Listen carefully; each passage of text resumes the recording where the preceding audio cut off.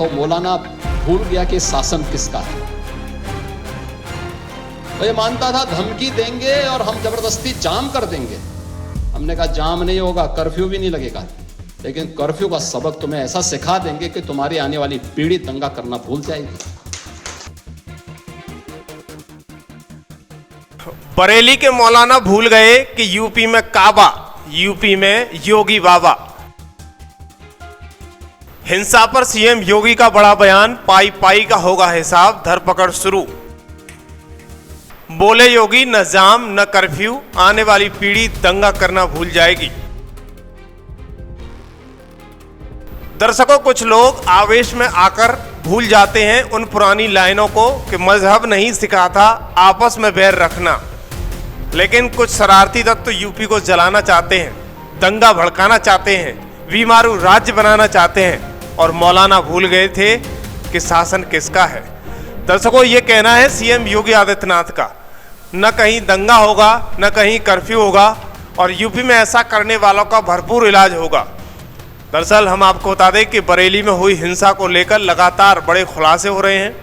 Police ने खुलासा किया है कि हिंसा की प्लानिंग करीब 5 दिन पहले से चल रही थी। पुलिस के अनुसार 5 एफआईआर दर्ज हुई हैं।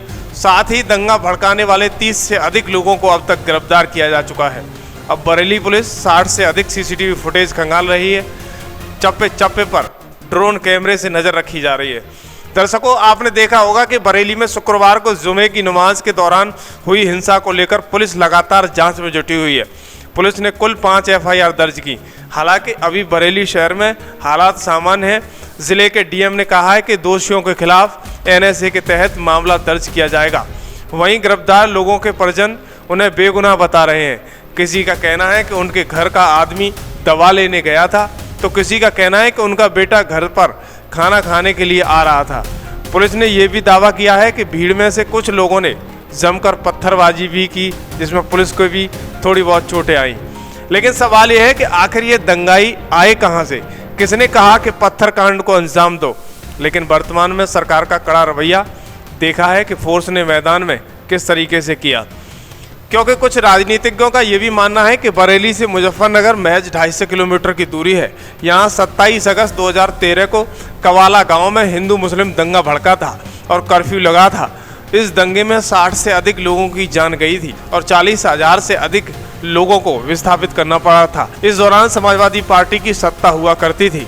तो ये तमाम सारे आरोप लगे थे, लेकिन उस दंगे से सीएम योगी आदित्यनाथ ने सबक लिया। लेकिन दर्शकों, 2013 के उस दंगे से उत्तर प्रदेश सरकार ने एक सबक लिया और कभी दंगा न हो इसके लिए एक कड़े इंतजाम किए गए। लेकिन सवाल बड़ा यह है कि कौन पश्चिमी उत्तर प्रदेश को सुलगाना चाहता है। दरअसल बरेली में तौकीर रजा के जुमे की नमाज के बाद बरेली के ही इस्लामिया इंटर कॉलेज ग्राउंड पहुंचने का ऐलान किया गया था, लेकिन इस्लामिया ग्राउंड में प्रशासन की सख्ती और अनुमति न मिलने के चलते तौकीर रजा नहीं पहुँच पाए। लेकिन इसके बाद बरेली की सड़कों पर बवाल हो गया। इस्लामिया ग्राउंड में जिला प्रशासन के आदेश के बाद स्कूल प्रशासन ने ताला लगवा दिया। सुरक्षा के लिहाज से इस्लामिया ग्राउंड के बाहर भारी पुलिस फोर्स तैनात किया गया। बरेली हिंसा को लेकर मुख्यमंत्री योगी आदित्यनाथ का कड़ा शब्द है। उन्होंने कहा कि कल बरेली में एक मौलाना भूल गया कि राज्य में सत्ता किसकी है। उसे लगा कि वो जब चाहे व्यवस्था को रोक सकता है, लेकिन हमने साफ कर दिया है कि न तो नाकाबंदी होगी न ही कर्फ्यू लगेगा। हालांकि हमने जो सबक सिखाया है उससे आने वाली पीढ़ियां दंगे करने से पहले 2 बार सोचेंगी। व्यवस्था को रोकने का ये कैसा तरीका है? सीएम योगी आदित्यनाथ का कहना था कि 2017 से पहले यूपी में यही चलता था, लेकिन 2017 के बाद हमने कर्फ्यू तक नहीं लगने दिया। उत्तर प्रदेश के विकास की कहानी यहीं से शुरू होती है। पहले आप सीएम योगी आदित्यनाथ का वो बयान सुनिए जो बरेली के मुद्दे पर देते हुए नजर आ रहे थे। क्योंकि कभी कभी बुरी आदतें जाती नहीं लोगों की, तो उसके लिए उनकी डेंटिंग पेंटिंग करवानी पड़ती है कायदे से, जिससे उनकी बुरी आदतों को हम ठीक कर सके। और यही डेंटिंग पेंटिंग आपने देखा होगा कल बरेली के अंदर, हो मौलाना भूल गया कि शासन किसका है। वो ये मानता था धमकी देंगे और हम जबरदस्ती जाम कर देंगे।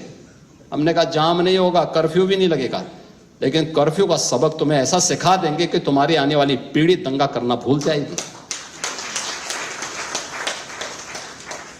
क्या तरीका है ये? आप सिस्टम को ब्लॉक करना चाहते हैं। और यह प्रवृत्ति थी यूपी के अंदर, 17 के पहले यही होता था। और हम इसी बात को कह सकते हैं कि 17 के बाद हमने कर्फ्यू भी नहीं लगने दिया, लेकिन ऐसे बैरियर को चुन चुन करके वे जिस प्रकार की भाषा को समझते थे उस प्रकार की भाषा से उनको समझा करके उसको उसकी सजा दिलाने का काम भी किया है। दर्शकों, बरेली हिंसा का वीडियो सामने आ गया है, जिसमें गली में से कुछ लोग पुलिस की टीम पर पत्थरबाजी करते हुए नजर आ रहे हैं। हालांकि पुलिस उन्हें बार बार रोकने की कोशिश कर रही है। जब पत्थरबाज नहीं माने तो पुलिस ने आंसू गैस के गोले छोड़े। बरेली हिंसा की जांच के दौरान पता चला कि हिंसा की प्लानिंग 5 दिन पहले हो चुकी थी।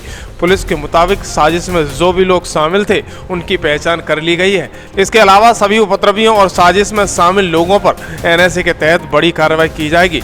ऑर्गेनाइजर के खिलाफ एनएसए लगाने की तैयारी की जा रही है। बरेली में जुमे की नमाज के बाद उपद्रव करने वालों के खिलाफ पुलिस का एक्शन जारी है। 60 से ज्यादा सीसीटीवी कैमरों की मदद से उपद्रवियों को चिन्हित किया जा रहा है। चप्पे चप्पे पर पुलिस आरएएफ की तैनाती की गई है। पुलिस के मुताबिक तौकी रजा को पुलिस ने हिरासत में ले लिया है और उससे पूछताछ चल रही है। कल हुई हिंसा में 22 पुलिसकर्मी घायल हुए थे, लेकिन अब सीएम योगी का कड़ा संदेश है, कोई भी दंगा करेगा उसको सही ढंग से सबक सिखाया जाएगा, जिसके आने वाली पीढ़ी उसको याद करेगी। लेकिन देखने वाली बात हो गई कि इस दंगे से सबक कौन कौन लेता है। इस खबर पर आपकी क्या राय है, हमें जरूर बताएं। इसके लिए सख्त कानून की बात की जाए।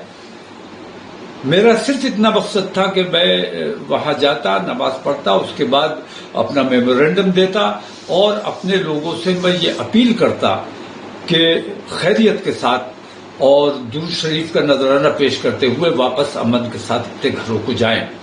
लेकिन जैसा हमेशा होता रहा है, मुझे हाउस अरेस्ट कर लिया जाता है। इस बार मैंने ये किया कि मैं अपने घर पे नहीं रहा, एहतियात की वजह से लेब में आकर यहाँ कयाम किया मैंने रात को। झूठा मेरा पैड इस्तेमाल करके और लोगों को गुमराह करने की कोशिश की गई। झूठा बयान अखबार में छापा गया मेरे नाम से और लोगों को गुमराह करने की कोशिश की गई। मैं